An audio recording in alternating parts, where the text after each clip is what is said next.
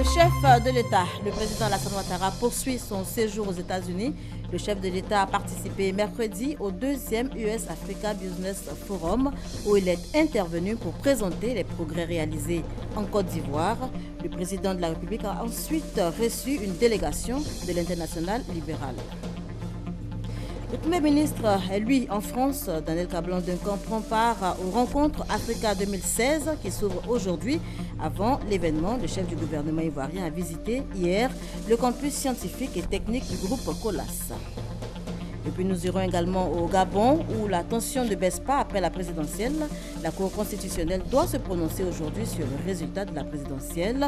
Dans cette atmosphère, le gouvernement de Libreville a annoncé que l'opposant Jean Ping serait arrêté en cas de nouvelles violences. Voilà pour les titres. Madame, Monsieur, bonjour et bienvenue dans ce journal. Je vous le disais tantôt, le chef de l'État poursuit son séjour aux États-Unis. Alassane Ouattara a participé mercredi au 2e US Africa Business Forum où il est intervenu pour présenter les progrès réalisés en Côte d'Ivoire. Le chef de l'État a ensuite reçu une délégation de l'Internationale libérale conduite par son président. On fait le point avec Viviane Aïma.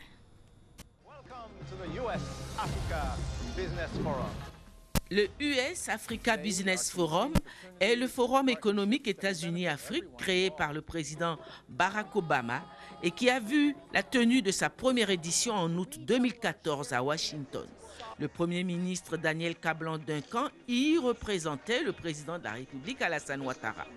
2 ans après, la 2e édition de US Africa Business Forum s'est ouverte ce mercredi à New York, en marge de l'Assemblée générale des Nations unies. Rencontre entre le gouvernement américain et les chefs d'État africains, cette 2e édition avait à son ordre du jour des focus consacrés exclusivement à 3 pays, la Côte d'Ivoire, le Nigeria et la Tunisie. C'est le chef de l'État ivoirien, le président Alassane Ouattara, qui a été le premier des 3 chefs d'État à prendre la parole pour exposer sur le dynamisme actuel de l'économie ivoirienne grâce aux réformes politiques, économiques et judiciaires entreprises par le gouvernement. Le président de la République, qui s'est exprimé avec une grande passion pour son pays, a invité le gouvernement et les investisseurs américains à faire confiance à la Côte d'Ivoire.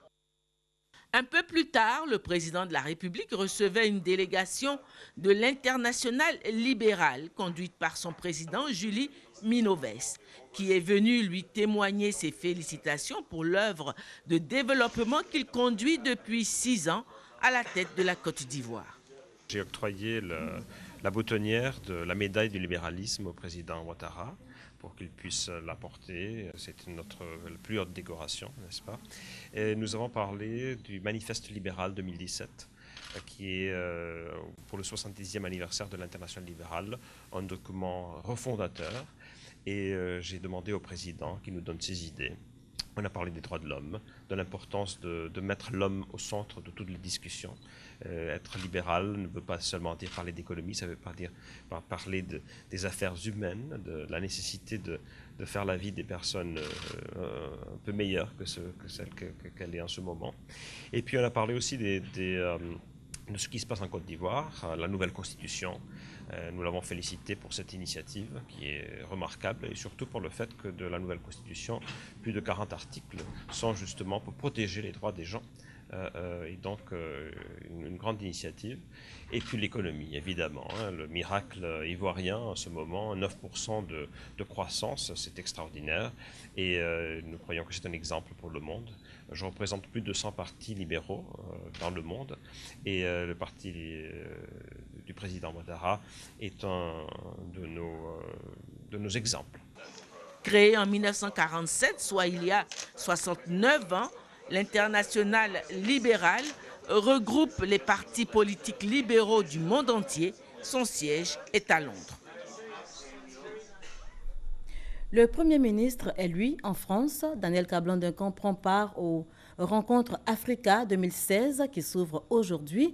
Avant la tenue de l'événement, le chef du gouvernement ivoirien a visité hier le campus scientifique et technique du groupe Colas. C'est un groupe spécialisé dans les métiers des infrastructures de transport. Hamza Diaby, envoyé spécial. Lors d'une réunion à Abidjan, en présence du vice-président du groupe Colas, les discussions ont porté sur les possibilités de travailler sur les routes en Côte d'Ivoire, en améliorer la solidité, la durée de vie et utiliser des matériaux nouveaux. Ce mercredi, Daniel Cablan-Duncan visite le campus scientifique et technique du groupe pour voir de près ce qu'il propose. Regardez où nous sommes là, ils appellent le Pathway ici, qui est une route sur laquelle on peut circuler et qui permet donc de produire l'électricité. Oui, c'est quelque chose de nouveau. Mais il y a des choses plus intéressantes pour nous, disons plus urgentes, parce que là, ils sont au stade donc, des essais. Ce n'est pas encore commercialisé de manière industrielle. Par exemple, l'utilisation du latex dans la fabrication des routes. Vous savez que nous sommes grands producteurs donc, de latex en matière de VA. Ça peut être utile. Le système ici, c'est pouvoir introduire 5% au niveau donc, des munitions donc, de ultimes. Et ça peut permettre donc d'aller de l'avant au niveau de la consommation de VA en Côte d'Ivoire. J'ai vu aussi ce qu'ils appellent disons, le système IMO là, dans le domaine disons, des routes en terre et qui permet de ne pas avoir de la poussière, mais avec des coûts raisonnables et une certaine durabilité aussi. Le Premier ministre dit être satisfait de cette visite. Ils ont déjà fait, vous savez, le pont VGE là. Ils ont travaillé de jour et de nuit. Ils ont fait aussi le palais de la présidence, vous savez, l'esplanade. Donc il y a beaucoup de possibilités que nous pourrons tirer de ça une fois que nous serons donc revenus là-bas, en travaillant avec leur équipe sur place.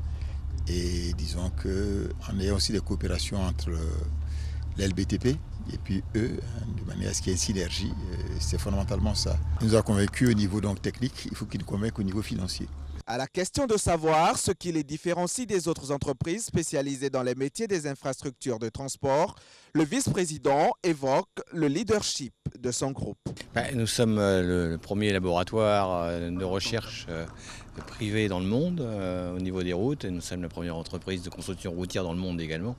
Nous avons un réseau de plus de 1000 ingénieurs qui cherchent et qui adaptent les techniques dans le monde entier. Et nous sommes très fiers d'avoir pu présenter notre savoir-faire à Monsieur le Premier ministre. Les chercheurs, ingénieurs et techniciens du campus scientifique et technique sont répartis en 3 pôles, les laboratoires, le centre d'expertise et documentation et le génie civil.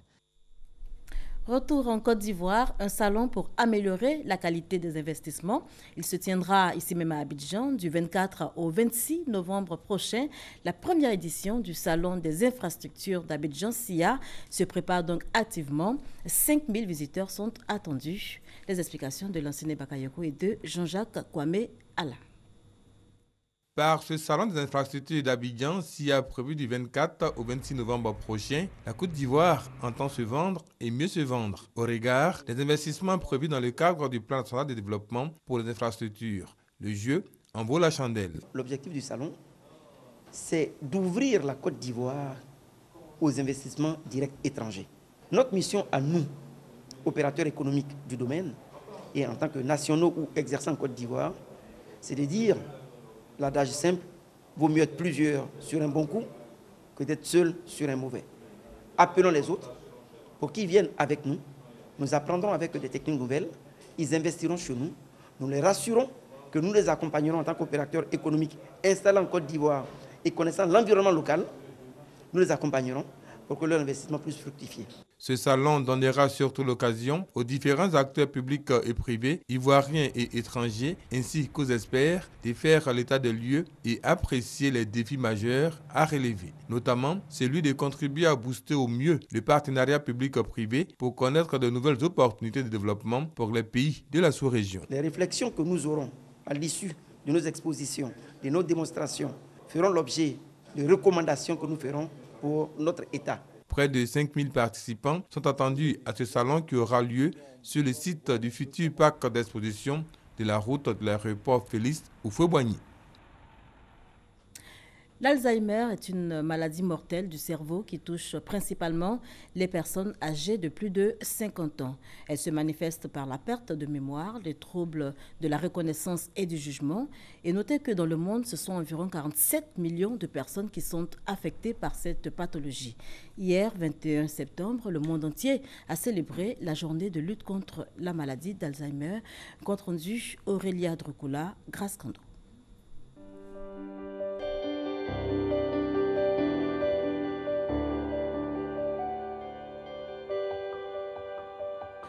Perte de mémoire, troubles du jugement et de la reconnaissance, ce sont là quelques signes de la maladie de l'Alzheimer. L'Alzheimer est une maladie mortelle du cerveau.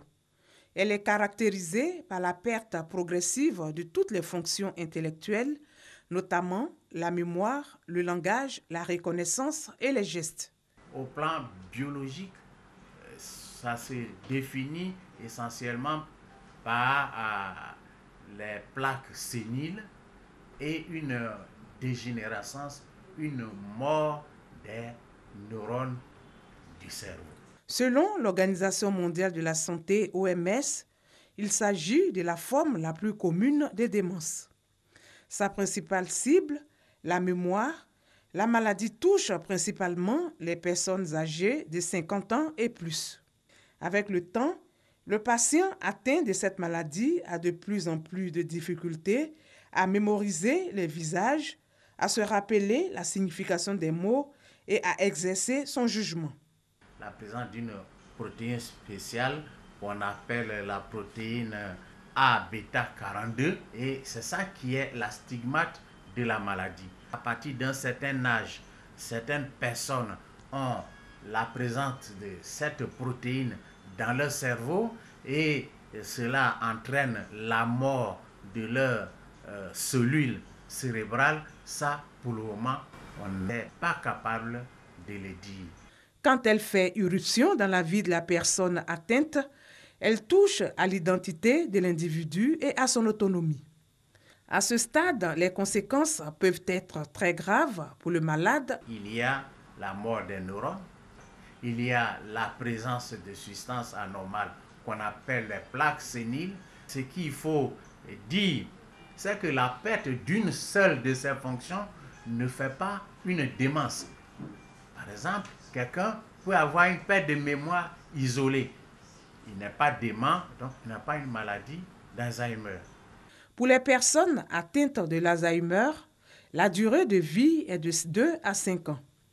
Pour éviter d'en arriver à ces conséquences désastreuses, une prise en charge et un traitement adéquat s'imposent. On ne guérit pas malheureusement de la maladie d'Alzheimer. Il y a une prise en charge qui est médicamenteuse et non médicamenteuse qui en quelque sorte améliore l'état du malade. La durée et le coût de la prise en charge varient en fonction de chaque cas. Chez les femmes, il y a des cas d'Alzheimer et certaines statistiques vont même à dire que les femmes font un peu plus d'Alzheimer que les hommes. 47 millions de personnes souffrent de la maladie d'Alzheimer dans le monde et devraient toucher 135 millions d'ici à 2050 selon l'OMS. La Côte d'Ivoire ne dispose pas encore de statistiques officielles permettant de connaître le nombre exact des malades de l'Alzheimer. Pour prévenir cette maladie, le neurologue recommande une bonne hygiène de vie, la pratique du sport et une alimentation saine. Il est aussi conseillé de faire le dépistage et le traitement des facteurs de risque comme le cholestérol, l'hypertension, le diabète ou le tabagisme. L'acteur Omar Sharif, de 83 ans, et Peter Fall, appelé aussi inspecteur Colombo, ont succombé à cette maladie.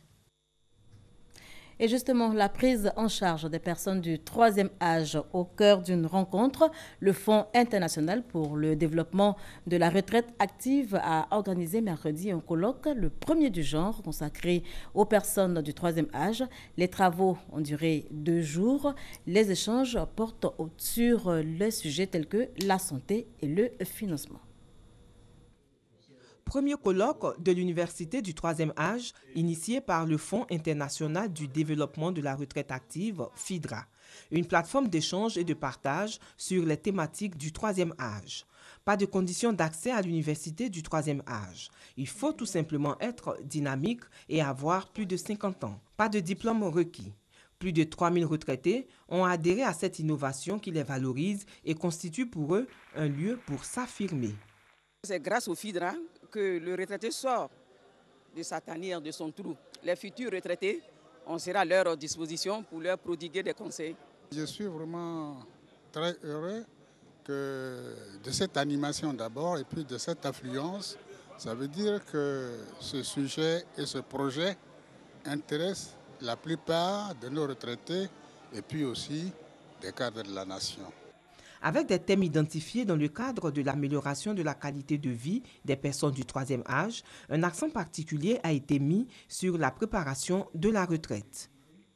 L'âge avancé, qui devrait être une valeur essentielle de l'homme, est souvent perçu comme un handicap.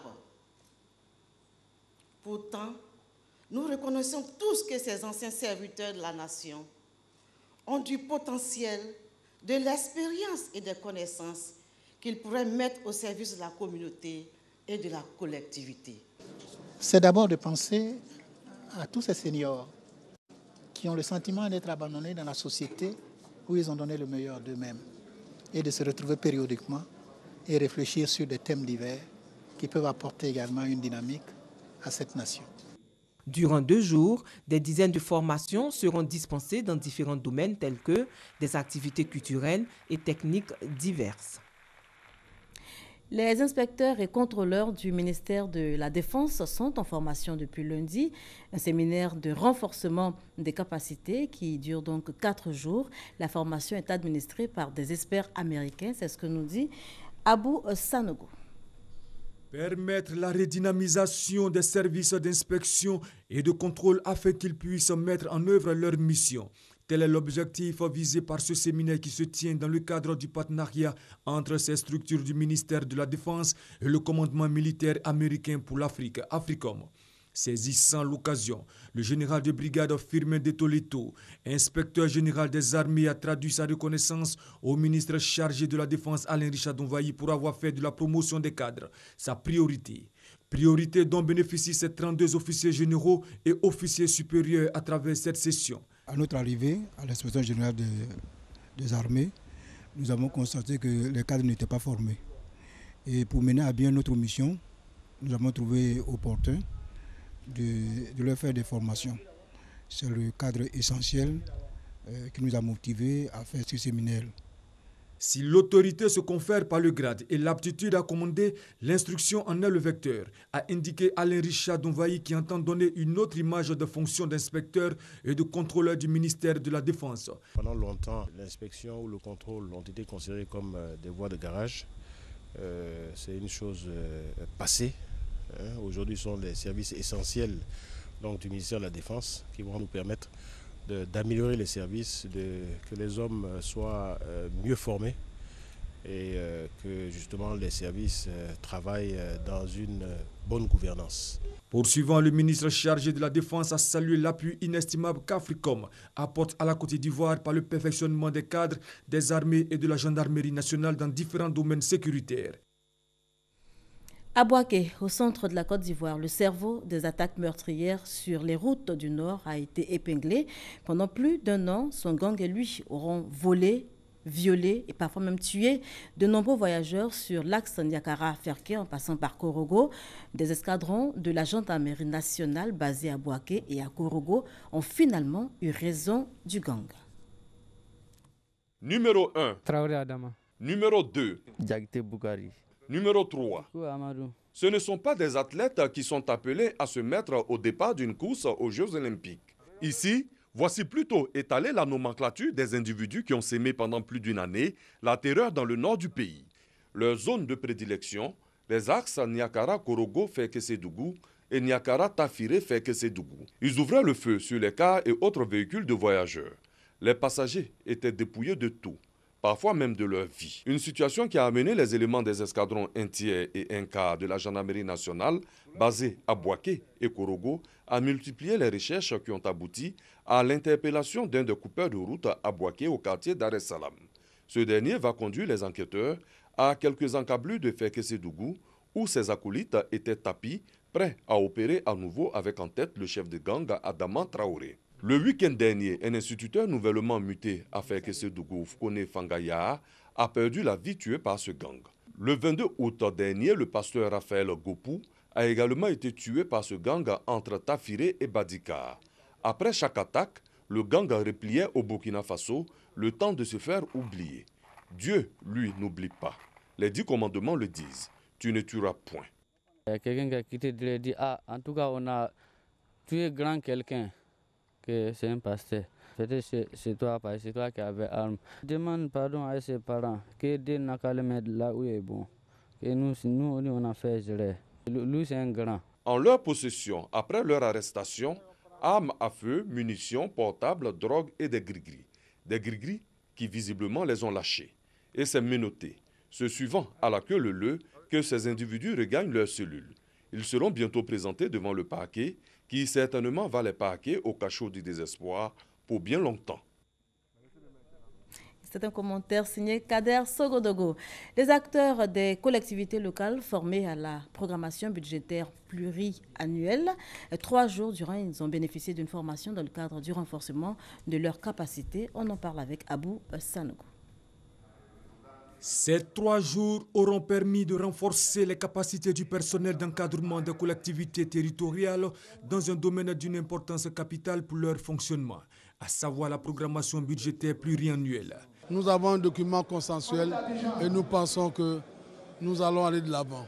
Et nous nous engageons à continuer pour l'amélioration des finances des collectivités. Directeurs généraux d'administration des régions, secrétaires généraux de mairie, directeurs et chefs des services financiers et techniques des collectivités s'engagent à s'approprier ce nouvel outil. On a beaucoup appris, on a eu des enseignements sur le budget pluriannuel, sur le plan triennal et puis sur tous les documents qui ont trait à ce mécanisme-là. Le séminaire a été un franc succès au niveau des modules que les enseignants nous ont appris. On a été effectivement formés pour être opérationnels sur le terrain. Cet outil va révolutionner la façon de faire, va permettre à chaque élu local de percevoir d'un trait les éléments liés à sa gestion. Le ministère d'État, ministère de l'Intérieur et de la Sécurité entend faire une analyse de toutes les observations et propositions d'amélioration du document budgétaire. Le ministère d'État, le ministère de l'Intérieur et de la Décentralisation et de la Sécurité fera une analyse profonde du document dans la perspective de la transposition effective de la directive de l'UEMOA en harmonie avec nos textes de gestion et dans le respect des grands principes universels de finances publiques.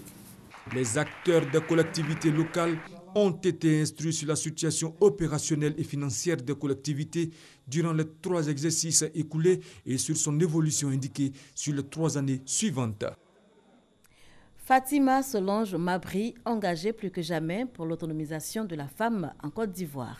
La présidente de la Fondation Solidarité pour tous était dans le Guémont et dans le Tongpi, dans le cadre d'une tournée dénommée Caravane de la paix et de la cohésion sociale. Solange Mabry en a profité pour offrir du matériel agricole à la population de ces régions. À la recherche de la cohésion et de la paix, la Fondation Solidarité pour tous a initié une caravane dans le Guémont puis dans le Tongpi. Fatima Solange Mabry, la présidente fondatrice, était précisément dans les sous-préfectures de Diouzon et de Béoué-Zibiaou, dans le département de Bangolo, pour inviter la population au vivre ensemble. Mais avant, elle a fait don de matériel agricole, de vivres et non-vivres aux femmes de ces localités. Valeur du don, plus de 5 millions de francs CFA. L'idée, selon elle, c'est d'aider ces femmes à se prendre non seulement en charge, mais aussi et surtout à les motiver à travailler ensemble pour l'essor de leur localité. Je vous exhorte à doubler d'ardeur au travail collectif dans la cohésion et la discipline. En tout état de cause, je ne doute pas de votre capacité à réussir ces challenges. Les femmes, pour la plupart, exercent dans le vivier. Commerçantes et productrices, Fatima Solange Mabry les a exhortées à se mettre en coopérative afin de mieux bénéficier de l'appui des bailleurs de fonds. Ces femmes, en revanche, ont exprimé leur gratitude à la présidente fondatrice, mais surtout à son époux, le ministre Alberto Akes Mabry. Grâce à son appui, plusieurs tronçons dans le département de Bangolo ont été profilés. Ailleurs, à Kogouin, dans le département de Biankouma, Fatima Solange Mabry, présidente de Solidarité pour tous, a réussi à installer une coopérative agricole qui revendique environ 800 femmes. Leur mission, faire de leur localité le grenier de toute la région. Voilà, et on retrouvait Abou Sanogo dans ce commentaire. Les femmes de Dabakala réunies au sein d'une fédération veulent échapper à l'oisiveté et à la pauvreté. Elles sont soutenues dans leur combat par le Conseil du Café Cacao. La structure vient de leur offrir du matériel agricole, valeur totale 14 millions de francs CFA. Kader Sogodogo. Dans la région du Hambol, les femmes de Dabakala s'engagent dans la lutte contre la pauvreté. Regroupées au sein d'une fédération, ces femmes bénéficient du soutien du Conseil du Café Cacao. Cette structure vient de leur offrir du matériel agricole, des chaises et des kits scolaires, dont estimés à plus de 14 millions de francs CFA. La remise du don a eu lieu au cours de l'investiture officielle de la présidente de la fédération. L'initiative vise à améliorer les conditions de travail des femmes en vue de leur autonomie financière. L'union faisant la force, Madame le directeur général du Conseil du Café Cacao loue cette initiative-là d'encourager les femmes pour participer à l'émergence de la Côte d'Ivoire. Venues des 10 sous-préfectures du département, les femmes, par la voix de leur présidente, soulignent que le matériel reçu contribuera à lutter contre la pauvreté et la misère en milieu rural. Le tricide qu'on a eu, on peut prendre pour transporter nos produits, moyennant quelque chose. On va ouvrir un compte. À travers ce fonds, on pourra aider plus de femmes. Le ministre du Commerce, fils de la localité, a traduit sa gratitude aux donateurs. Que toutes les femmes du département restent unies et que leurs associations grandissent, qu'elles montent en compétitivité, que leur culture arrive à trouver des débouchés partout. Les femmes ont été exhortées à l'union, à la cohésion, à la solidarité et à l'entente pour leur épanouissement. Elles ont été également invitées à scolariser leurs enfants. La Fédération des femmes du département de Dabakala compte plus de 2500 membres. Signature de convention de partenariat entre l'Agence Emploi Jeunes et l'Institut National Polytechnique Houphouët-Boigny de Yamoussoukro, un partenariat qui va prendre en compte les 50 meilleurs projets des étudiants de l'INPHB dans le domaine de l'agro-industrie. Léon Brou. En 2 ans, le ministère de la Promotion de la Jeunesse, de l'Emploi des Jeunes et du Service civique va financer 100 projets de diplômés en agro-industrie. C'est à travers ce partenariat entre l'Agence Emploi Jeunes et l'Institut National Polytechnique Houphouët-Boigny, INPHB de Yamoussoukro. Les bénéficiaires du financement vont assurer la production, la transformation et la commercialisation de produits locaux. Pour le directeur de l'INPHB, cette convention va permettre la réalisation de projets novateurs pour l'insertion socio-professionnelle des étudiants. Même son de cloche chez le ministre de la Promotion de la Jeunesse, de l'Emploi des Jeunes et du Service civique.